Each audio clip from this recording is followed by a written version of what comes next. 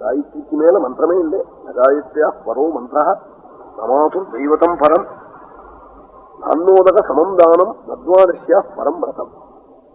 காயத்ரிக்கு மேல மந்திரம் இல்லை, அம்மாவுக்கு மேல தெய்வம் இல்லை, அன்னதானம் தீர்த்ததானத்துக்கு மேல தானம் இல்லை, ஏகாதசி உபவாசம் துவாதசி பாரணைக்கு மேல விரதம் இல்லை. இதெல்லாம் சுலபமான தர்மத்தை வாரி குமிக்கிற ரகசியம் இது.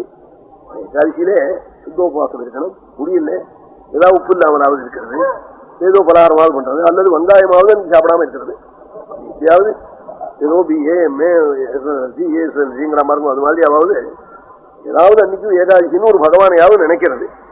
பகவானை நினைக்கிறதுக்காக தான் வச்சிருக்காரு இத்தனைக்கும். டாக்டரை போய் கட்டா 15 நாளைக்கு ஒரு பட்டி இருக்கிறார், அது அன்னைக்கு ஏகாதசி செஞ்சிருப்போமே. இப்படி அன்னோதக சமந்தானம் அன்னதானம் தீர்த்ததானத்துக்கு ஈடான தானம் இல்லை. துவாதசியா பரம்பிரதம் இப்படி விஷயம் எல்லாம் போய் தீர்மானமா என்னது வசந்ததுன்னு சொல்லிட்டாரு. அப்படி காயத்ரி மகாமந்திரம்